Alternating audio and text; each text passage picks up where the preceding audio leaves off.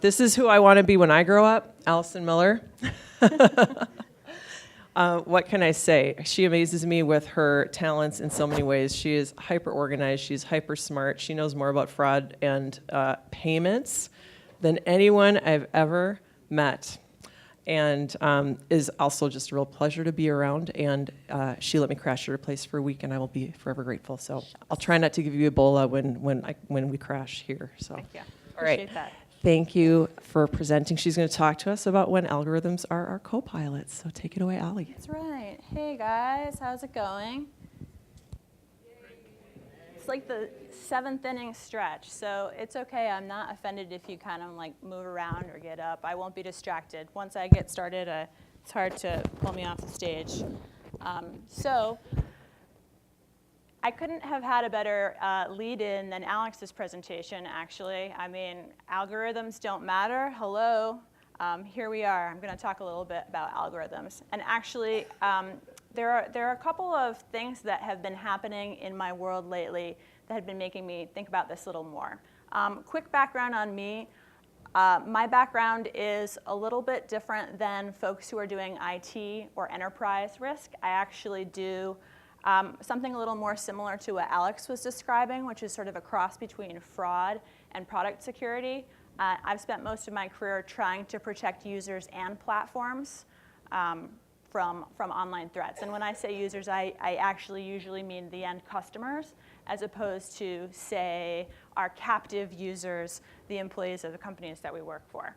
So in one of the first presentations that I gave on kind of what I do, which is one of many forms of quantitative risk management, was at my first SIRACon, and Alex Hutton, anyone tweeting, feel free to let him know I'm giving him a shout out. Alex Hutton asked me a question that sort of stumped me. It was, so what's your favorite algorithm? And like there was a pause, but then, because I was kind of on autopilot, I just said, well, logistic regression. Actually, stepwise logistic regression. And the guy next to me said, oh, naive Bayes. And of course, Alex was super happy because Alex is a Bayesian.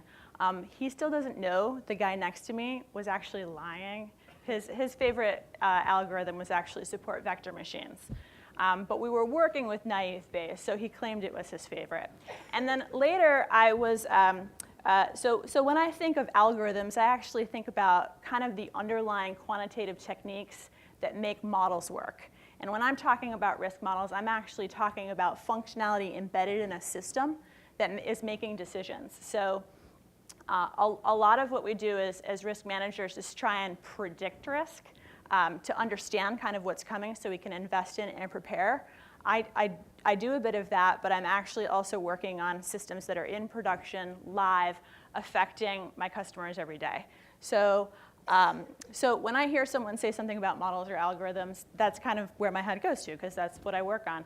And I was doing some work with an executive who started bragging on his team. He's like, my engineers, they're up all night working on, very sophisticated algorithms to keep hackers out of our system. And I kind of went, I didn't know that rate limits were simple old rate limits, like try 10 times in a second, were considered algorithms. But OK, that sounds great, because the users are that much more protected. So everybody relax. Although this is about algorithms, this is more of a thinking piece. We're going to chat. We're going to have fun. There's not going to be any math. I mean, just a little, but not a lot, not so much you'd notice. And so basically, our agenda is, what are algorithms? What do they mean? Because like risk, I kind of feel like there are a couple of ideas, and folks may sometimes conflate them when they're talking around this conceptual area. Then I'll tell you why, oh my goodness, why I love algorithms, and you do too, even if you didn't know it. And then, the real meat of it is, in my world, algorithms are a foundation on which I build control systems. And what does that mean? And then one of the things that Ali mentioned this morning was around predicting or understanding risk as potential for adversity or deviation from an expected result. And I kind of want to talk about how algorithms work when you are trying to deal with potential adversity, but also adversaries, right? Because adversity can happen. Adversity could be an error. It could be a mistake. It could be a natural disaster. But we also have adversaries, right? And they learn just like we do, and sometimes faster. I'm, not naming any names. I'm just saying. And then I want to talk a little bit about this idea of control versus complexity, because I've kind of fallen in love recently with complexity science, and specifically one paper that I read recently, which I totally recommend if you want to nerd out a little bit. It's by Brian Arthur. He is one of the sort of founding academics associated with the Santa Fe Institute, which does a lot of complexity science, bringing together like physicists and economists and machine learning type folks to sort of understand about this complexity, which is kind of like at the edge of chaos, but not quite. Anyway, he wrote an awesome paper this summer called it was published this summer, called All Systems Will Be Gamed. So think about that. Okay, so I don't have a lot of memes, but I do have hashtags. So let's kick it off. Throwback, it's Thursday, right? Throwback Thursday, that's a thing on the Facebook. I think I've seen the kids post about that. Okay, so let's talk about our first algorithm. Who knows how to tie your shoes? A lot of kids from the 80s, I guess. You were Velcro, little Miami Vice slip-ons. So learning how to tie your shoes, there's an algorithm. And in fact, you may not, it's probably you're on autopilot when you do it now, right? You might not distinctly remember tying your shoes this morning if your shoes tie. But how many of you learned with the bunny ears first, like the bunny ears, and you wrap them, but then you graduated to the one loop with the double twist, or maybe a single twist, just depending on how like risk conscious your parents or teacher was, and then you did the pull through, right? So that's an algorithm. It is essentially a recipe. Oh, and anyone read Snow Crash by Stevenson? So remember the Nem, Shub, Evenki, right? Like humans were the first receptacles of algorithms. We ran algorithms. We have figured out collectively how to do certain things. Tying your shoes is one of those common things. Then, and if you search on Google, you can find plenty of help if you need help learning how to tie your shoes, those of you who didn't raise your hand. There's options for you. There's YouTube videos, there's Curious George. I didn't take that one because I figured it was copyright protected, but now Common Core. I don't know if any of you have children who are going through school now, but the algorithms, the explicit algorithms, the way that children are being taught to learn things like math has changed. So this was someone making fun of Common Core. They pulled out an example. They had a sort of a malapropism, misspelling, so I kind of had to correct that. But essentially 32 minus 12. In your head, you can do that. And if you see the numbers lined up, you're kind of like, oh, 2 minus 2 is 0, 3 minus 1 is 2. And obviously, that feels like the easiest way to go about solving the problem, because that's your algorithm. That's how you do it. And so here's an example of how children are being taught how to do this today. So what is this? OK, 32 minus 12. So I see the 12. Well, then why are they adding 3 to get 15? That kind of seems random. I'm like, oh, OK, they're picking kind of a roundy, lumpy number. They're sort of rounding up, and then they add 5 to that to get to the next like big chunk. They're sort of chunking it out, and they're adding up. And the idea is you add them up, and you get 20, and 20 is the answer. But why'd they do that the hard way, right? That's totally the hard way. So are you a good algorithm or a bad algorithm? So when I first saw this, I thought, like I can barely figure out how that algorithm works, much less I would never choose that algorithm. But then I thought about it. Think about this. OK, think about chunking up, right? Like what's the next biggest number from 1 to get to 1 trillion?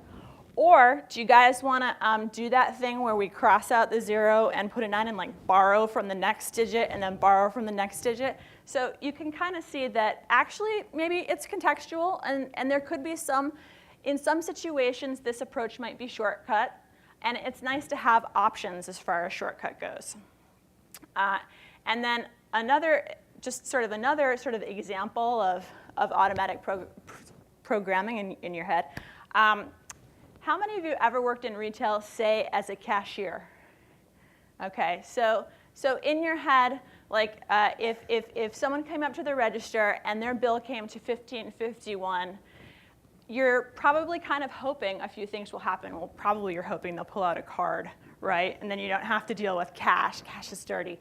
But if they do pull out cash, you're kind of hoping they give you $21.01, right? Or $16.01 or 16, right? If they give you a 20 alone, then you have to count out the 4 ones and 49 cents. And for extra credit, how would you count out that 49 cents? Come on, 49 cents. Is it 49 pennies? No, you start with the quarters, right? You go biggest to smallest so that you're doing the least work, but that's implicit.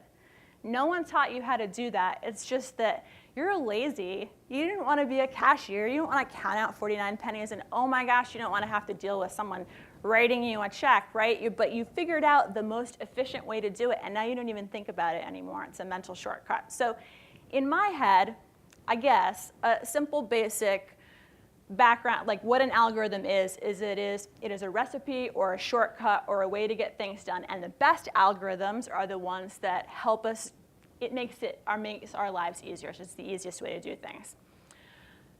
But okay, so the two last examples, those were kind of interesting because those were math, right? It's kind of harder to think of algorithms to help you read, maybe. I mean, you could sort of think about sounding out syllables and things like that. But when we think algorithms, we kind of automatically go to math. We go to quants. Who do we go to? Oh, we go to Gauss, right? Mr. Normal, distribution, or Bernoulli, father of probability, tossing coins hither and yon, maybe throwing a dice here or there. And then the Poisson distribution, of course, is useful if you want to estimate how many fish are going to pass your pier, given you know the average rate, but that the events associated with fish swimming by are independent. And then with Euler, we get into graph theory and topology and the idea that maybe there's multiple dimensions in which you can think about probabilities or distribution functions. And then another, for you Bayesians, all about that Bayes, no trouble. Yeah, I did that. That just happened. And a lot of these techniques, I actually don't consider machine learning, although because they're statistical. So this is kind of like within the camp of data scientists, if you will. Some folks throw all of these sort of predictive techniques into the machine learning bucket. Why? Because you make the machine do it. But for me, some of these are just, they're more math, they're more statistics. And that's just an aside, that's not really important. But some of the techniques that are now in vogue, you've got decision trees, you've got neural nets, and you've got random forest, name it. These are all algorithms too, but they're a lot more complicated. But they sound magical, right? Because they're based on math, and we trust math, right? Math is the foundation. So, so let's think to ourselves, well, if I were an algorithm, what would I do? What would an algorithm do? Well, here's some things that algorithms are really good at. We talked about them being sort of a simplification, right? A shortcut. If I have these inputs, what's the easiest way to get to that output? Algorithms. They're also good at matching, right? Search algorithms. They can be helpful with things like pricing. We'll get to that in a second. And then what I really like them for is they automate. They make things faster. They're good at helping predict outcomes given a set of inputs. They can help us figure out how to predict likely values coming out the other end. And then super interesting, bookmark for later, put a pin in that, as they say, they compete. So let's talk a little bit about algorithms that compete for the win. Yeah, so see, I got sort of memes. They're not lolcats, but okay. So war games that the computer plays tic-tac-toe starts out with tic-tac-toe. Am I right? Okay, good, because I still haven't seen that one. But so computers from early on have been sort of taught to play games, simple games, or more complicated games. With tic-tac-toe is simple because in your head, you can kind of think of the algorithm you would use. When you were 5 and you learned to play tic-tac-toe, maybe you lost sometimes, but you got to a point where you kind of knew how to not lose, right? and maybe you can say the algorithm out loud, or you just sort of know it in your head, but tic-tac-toe is relatively simple. Chess, a lot more complicated. There's a lot more spots on the board, a lot more complexity is what different pieces can do. But we have been able to teach computers, and using algorithms still, how to do that. So this is a picture of Kasparov. He's actually wearing 3D glasses to play chess with X3D Fritz. But in 1997, he was actually defeated playing chess by algorithms running on Deep Blue. And what Deep Blue used is, my notes say insane decision tree. That's probably a technical term. And Deep Blue weighed 1.4 tons, had 256 processors, and was able to calculate 200 million chess positions per second. So that's a big old decision tree, right? And you could kind of imagine like the refrigeration units that must have been needed to keep Deep Blue all cool. But there are other approaches. So trivia, for example, isn't really a decision tree thing. And so in 2011, Watson beat human contenders in a game of Jeopardy, including some current champions, like grand champions. And the way that it did that is it has 200 million pages of content. It had 2,800 processor cores and 16 terabytes of RAM. And what was the algorithm?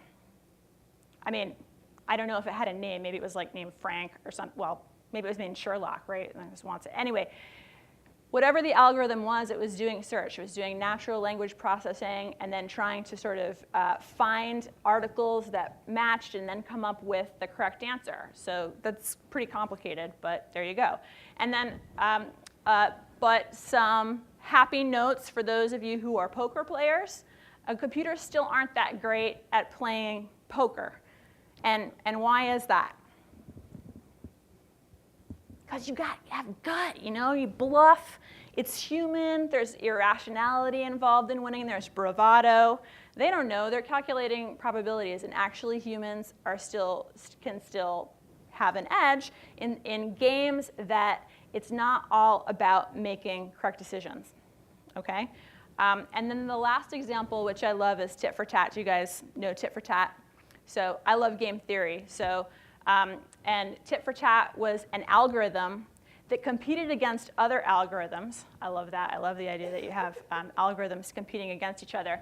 So the tit for tat is basically, they were looking at what happens in repeated games. So like Prisoner's Dilemma, a one-shot Prisoner's Dilemma, most of the time folks will, they'll not choose the optimum solution, right, because they don't trust the other player. But if you have repeated interactions, the game theory around how to win, for the win, how to win changes over time because you learn based on what your opponent does.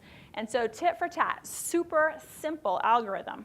What it does is it'll trust, it'll be good, and then if the other person defects, then it will go bad.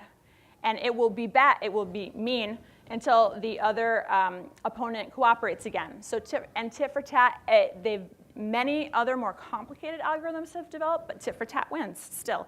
So that's sort of interesting. And then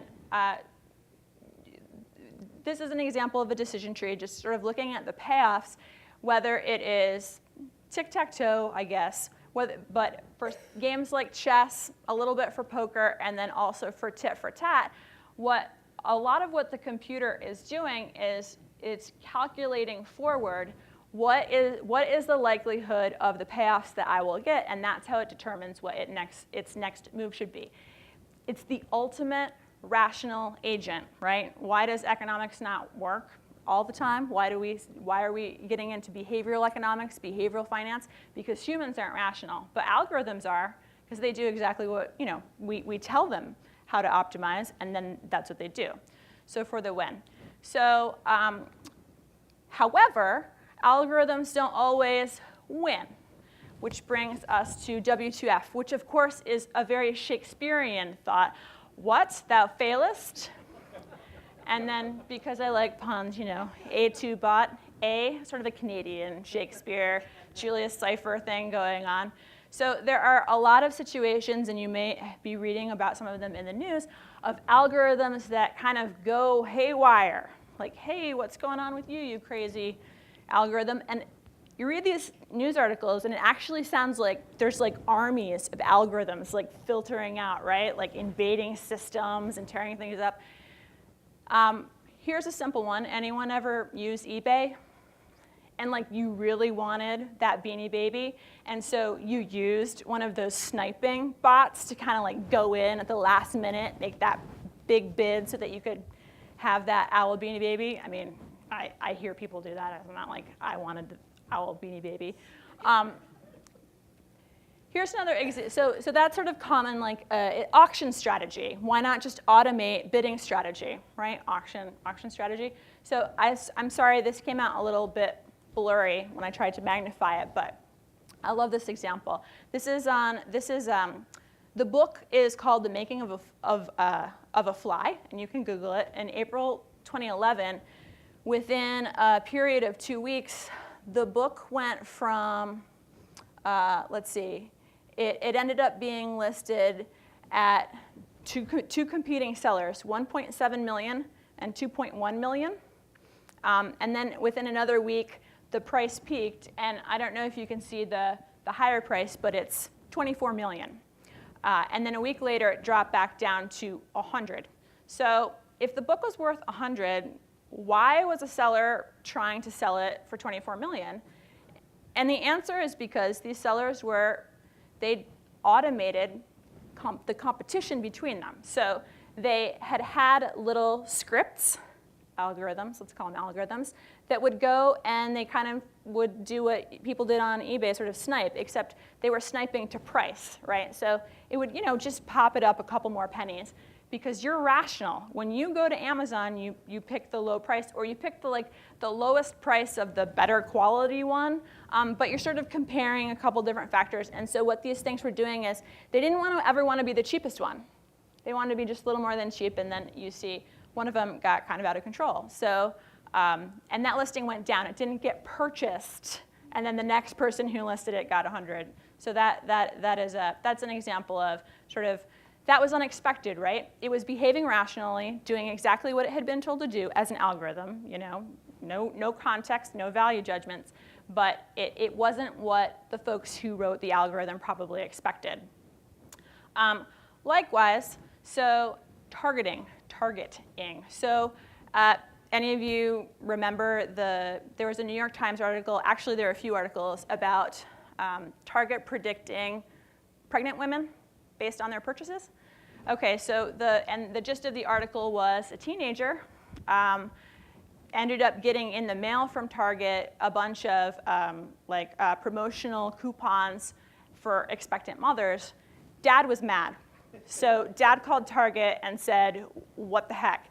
And what the heck is that I don't know what she bought, but examples of things that were in the pregnant lady basket were cocoa butter, big bags that could be diaper bags, I don't know, bigger shoes. I can't remember what all of the things were, but there was sort of a basket of prenatal vitamins or multivitamins.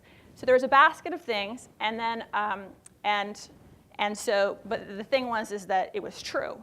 And so what had happened is this was sort of the algorithm did exactly what it said it was going to do, which is it was able to perhaps determine with, say, 87% likelihood that a woman was an expectant mother as well as a customer. But it kind of went too far, right? It was correct, but it still was, the implementation was kind of shaky, and so they discontinued doing that particular type of promotion. And then a last example that I want to share is too many likes. So Matt Honan is a reporter for Wired, and he did a personal experiment. So this isn't nothing crashed, nothing went crazy, but the algorithms behaved not as expected. So what he did is he decided that for 24 hours he was going to like every single thing in his Facebook newsfeed. And what happened is, so he describes it as his feed went crazy.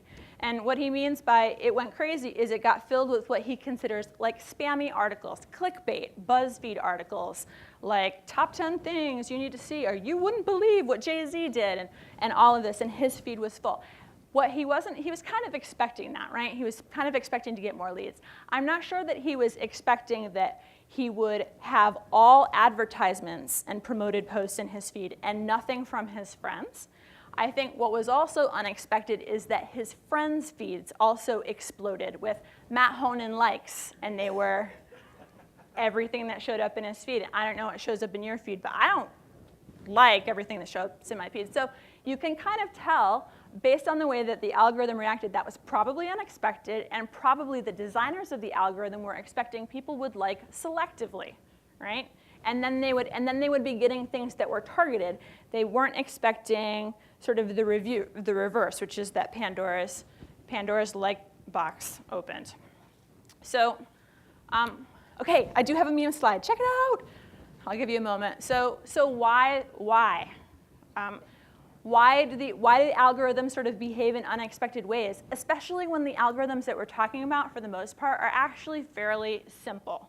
Like they're correlating past to the future, or if yes, they click yes, or it's just a penny. It's just a penny at a time every 10 minutes. So why do they kind of go wacky?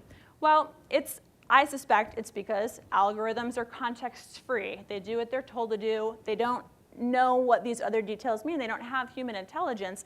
They're just a shortcut, a piece of code. And designers have expectations about how users are going to use those features, how implementation is going to work. And they also may suffer from information asymmetries. They may not know about upstream versus downstream interactions, interconnections, or failure conditions.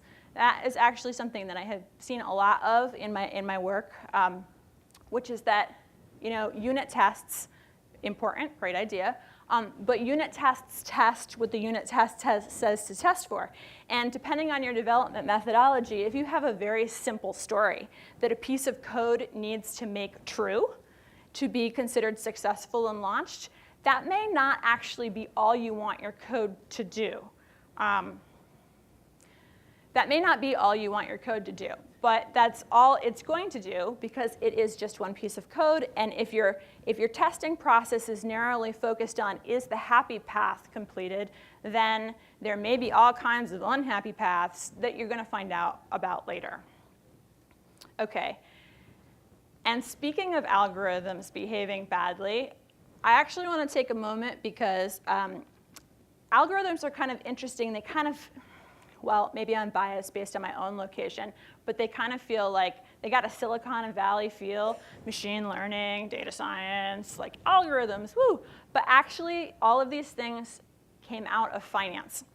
And I sort of consider the father of a lot of what we see now is Black-Scholes, which was developed as a way, well, they won the Nobel Prize for it. And they were one among several groups of people who were trying to figure out how to price derivatives, specifically options. So options have a couple of factors that you can take into consideration. You've got a strike price, you got the underlying asset, you have an end date, and you have some expectation about volatility.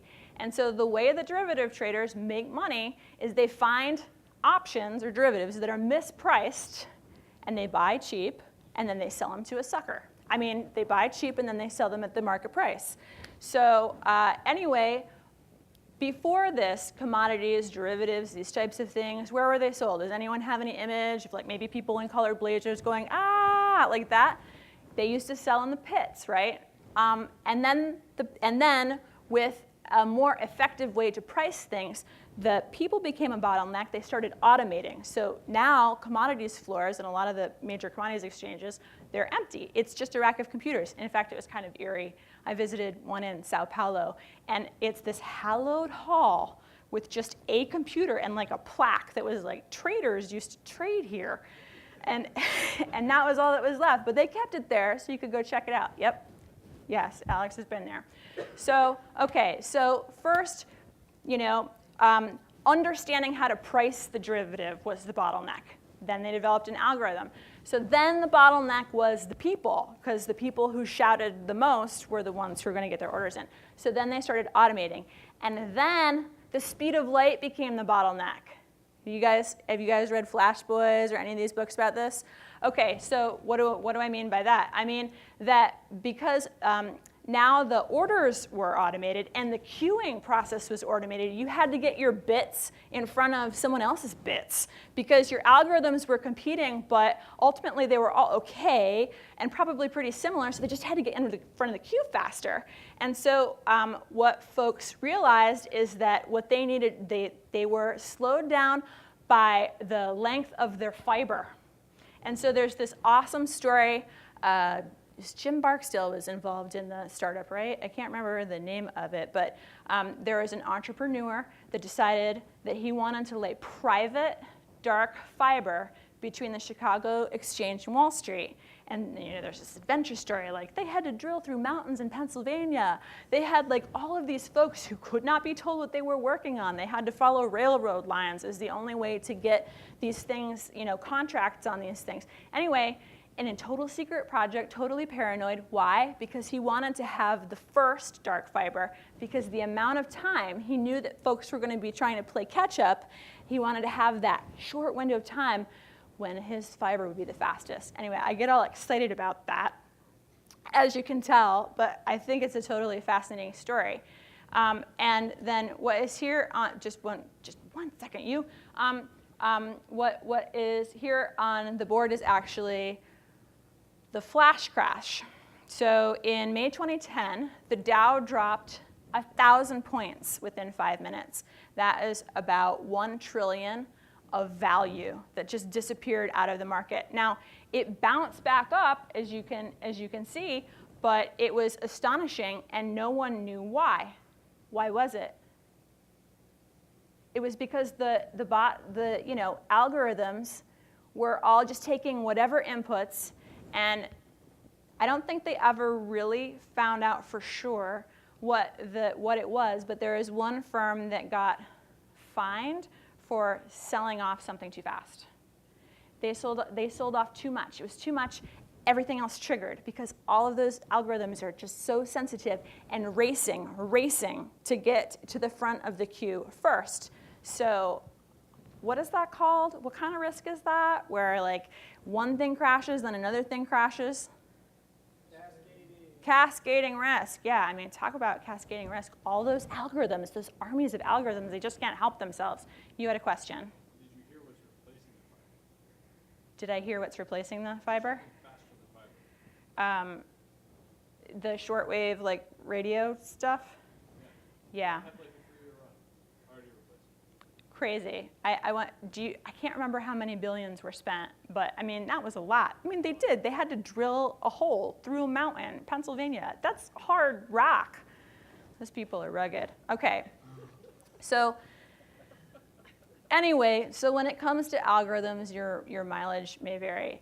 I just scared everybody, right? They're evil. They have no brains. They're just zombies. They just do what we tell them.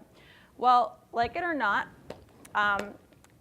algorithms are really useful for helping us make decisions in an automated way.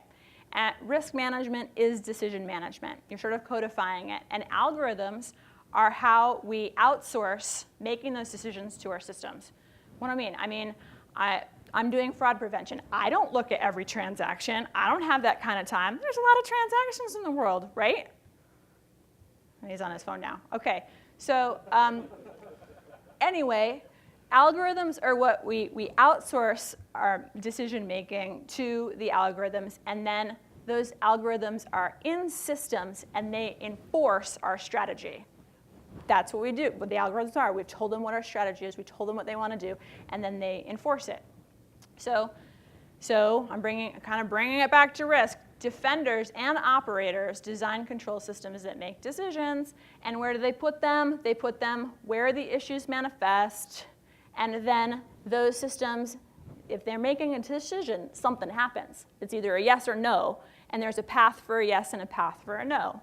And then, hey, if there's a yes and no, the cost or benefit of a yes or no can be determined and potentially optimized. So wait a second. Did I just say payoffs? I did.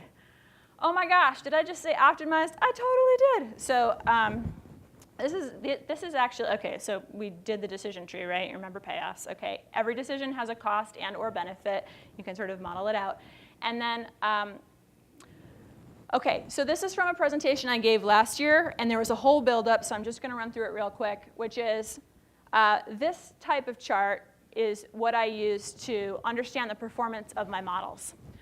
This axis is the portion of a population that is bad, and then this axis is the whole population. So what the straight line is if I'm guessing randomly, and I declined, just imagine I'm a credit card processor, I declined 5% of the transactions coming through the pipe, just randomly, because I'm a really bad guesser, then I would be able to get 5% of the fraud. And if I declined 50% of all of the transactions running through my system, I would catch 50% of the attempted fraud. That's the straight line. Everybody cool with that? Okay, so a better model is one that goes up really sharply in the sense that I don't want to decline anyone, right?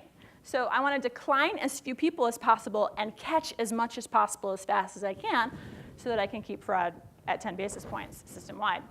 And then similarly, so this was my brain flash last year, is that these types of trade-offs have been sort of codified and measured by folks in operations research, operations management for years.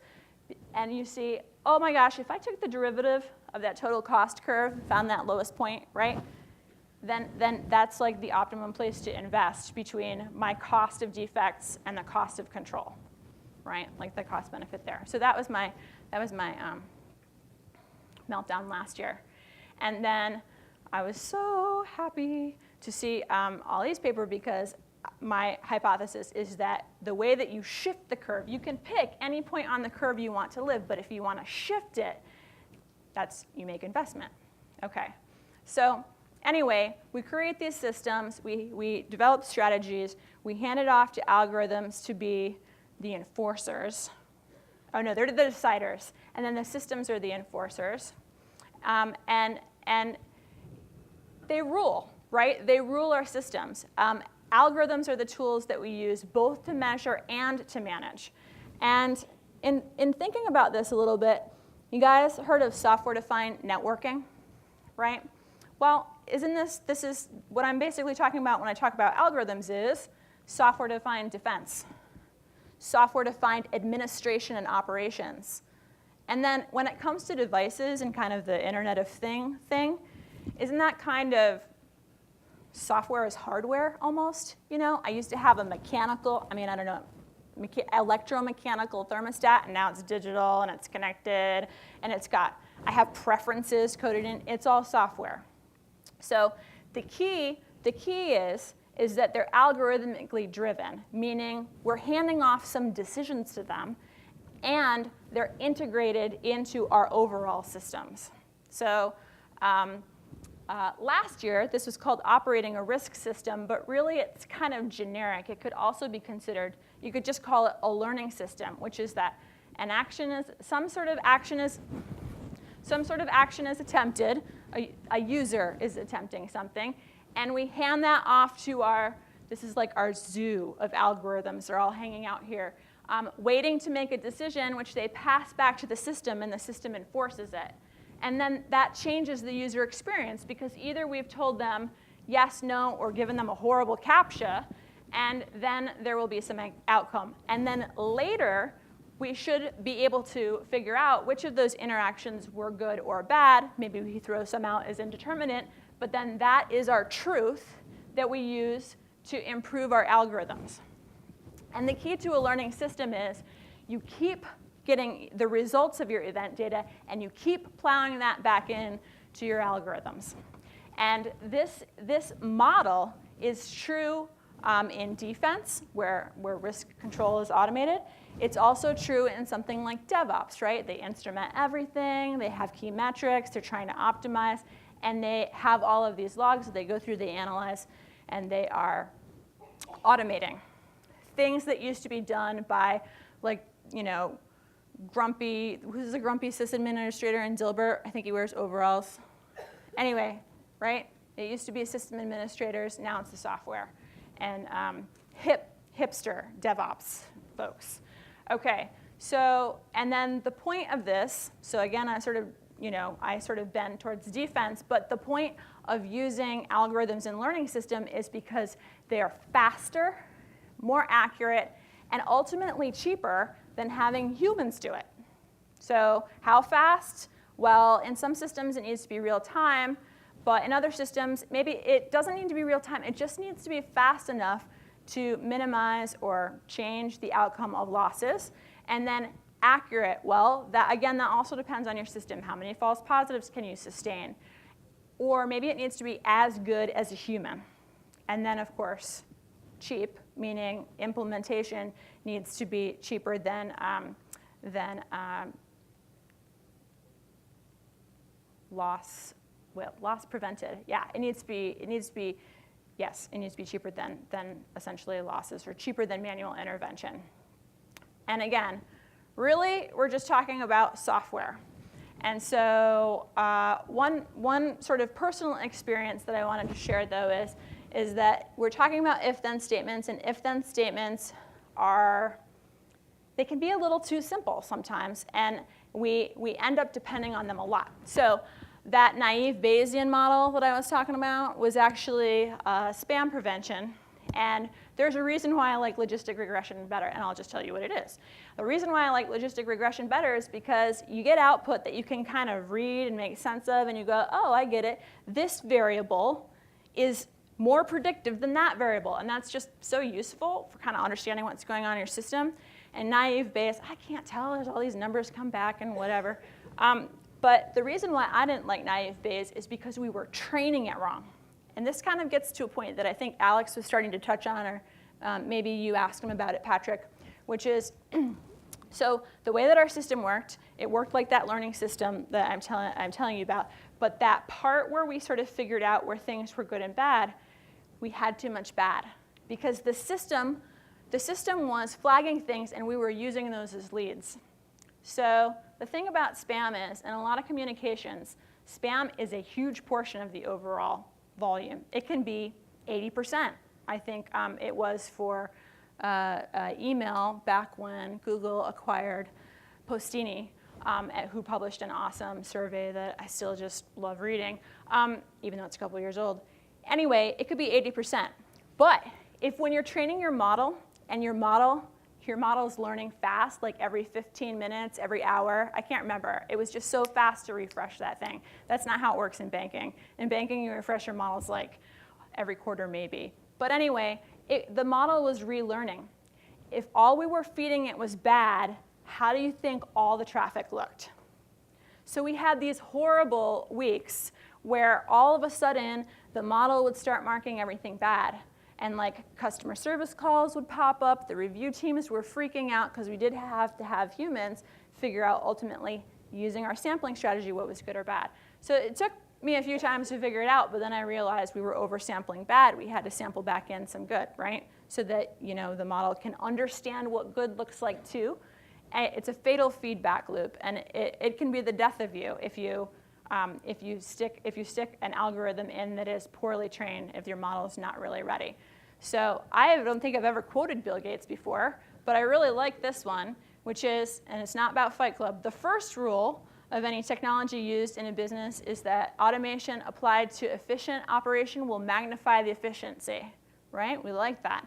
A good algorithm will do good things. The second is that automation applied to an inefficient operation will magnify the inefficiency.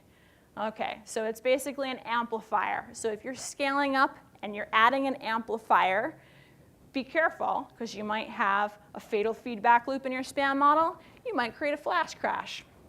Either way.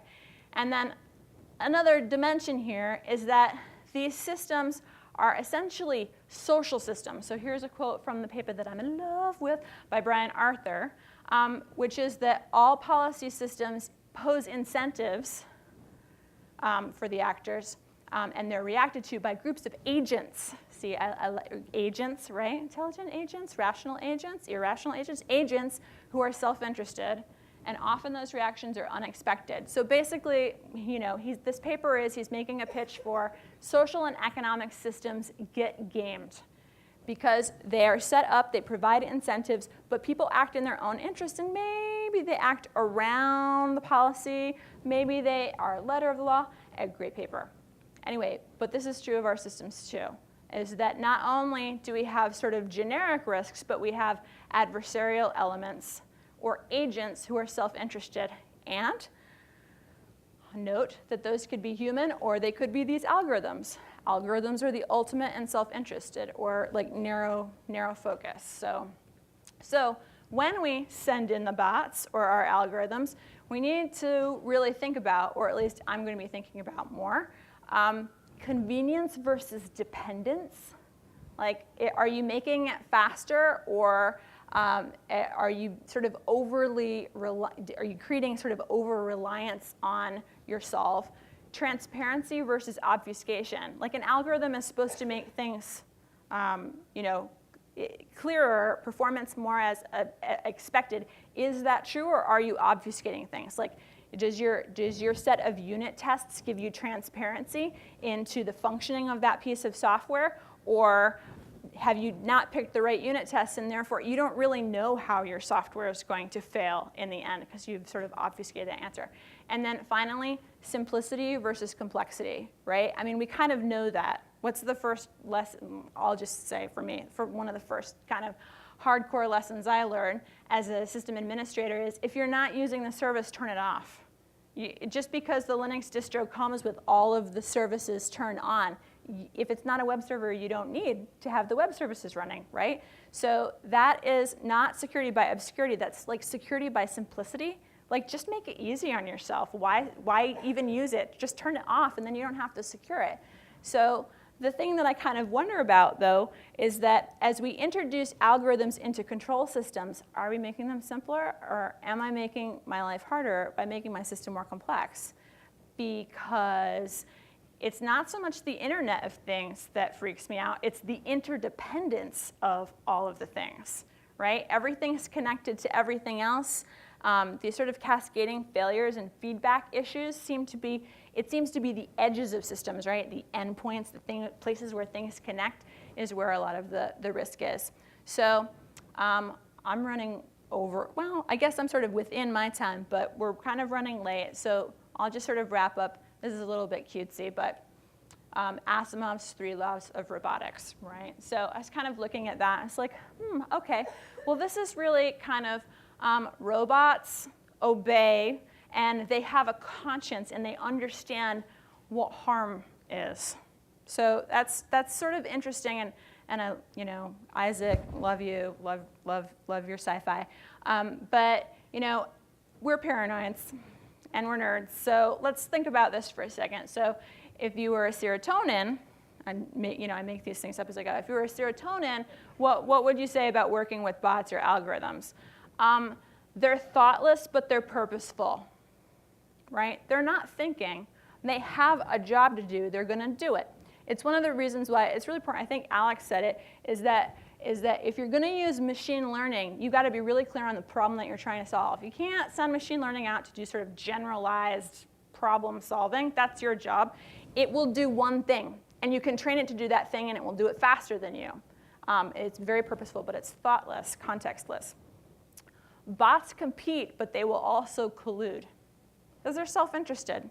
And if they're in a learning system, they get feedback that behaving in a certain way works. I mean, collusion is just another word for cooperation.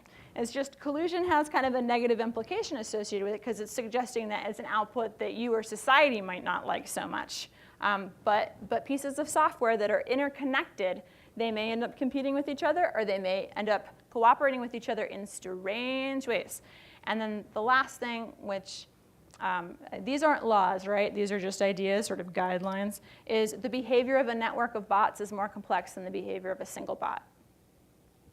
So we've seen there's some really interesting experiments with social bots, like Twitter social bots, like tweeting with each other, or like fake tweeting to people and getting followers and things.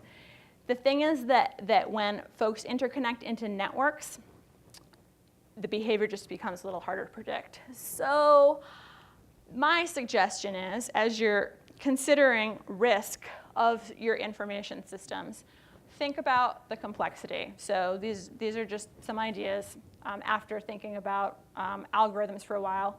Embedded system controls are part of the system. They're in the matrix now. They're in it. Instrument your instrumentation. So this is like, it's a sort of a nascent theme in information security. Like, no one wants to get hacked via their, data exfiltration prevention technology, right? No one wants to get hacked through their antivirus. So instrument your instrumentation. Your sim is software too. It might have vulnerabilities.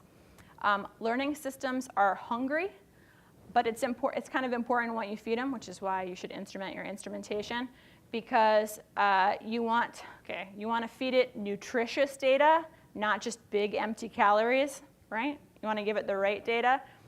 Intelligent agents are dumb. No offense, intelligent agents, but they're just pieces of software. They do what they are told to do, and they focus on doing that. Fatal feedback is fatal, from my spam model, fun. And then I believe risk hides in complexity. And then I was going to play you a video, but I think I'm just going to say thank you very much. And if there are any questions, maybe I can take 2. And then we'll start getting ready for the superheroes. Who are the lucky 2 people? First people to raise your hand. Hurry up. Go, go, go. I know you're all tired, but I might make you watch a video if you don't answer a question. Ask a question. Oh, here we go.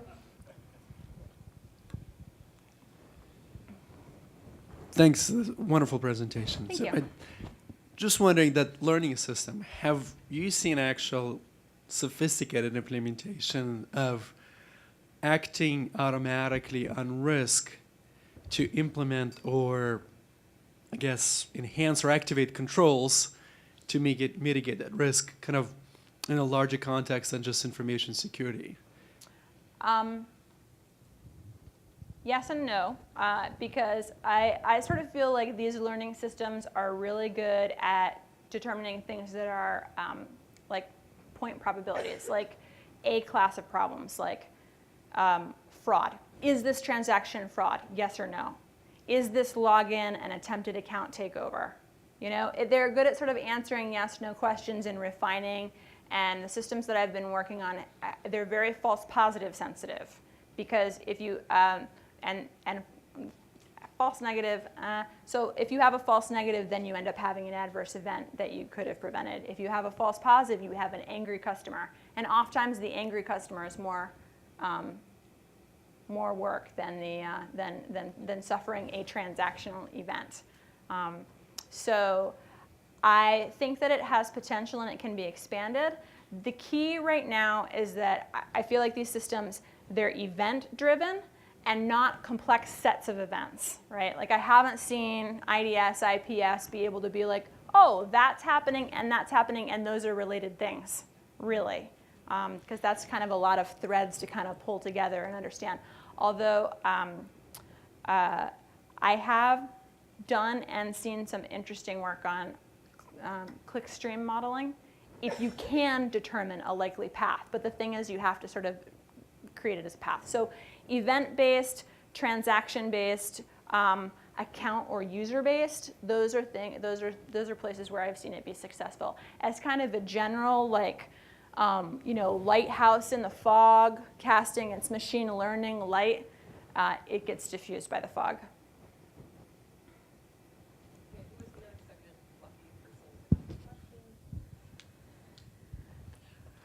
All right, Okay. well, I'll see you guys during drinks. No, we got to applaud for this. This was amazing.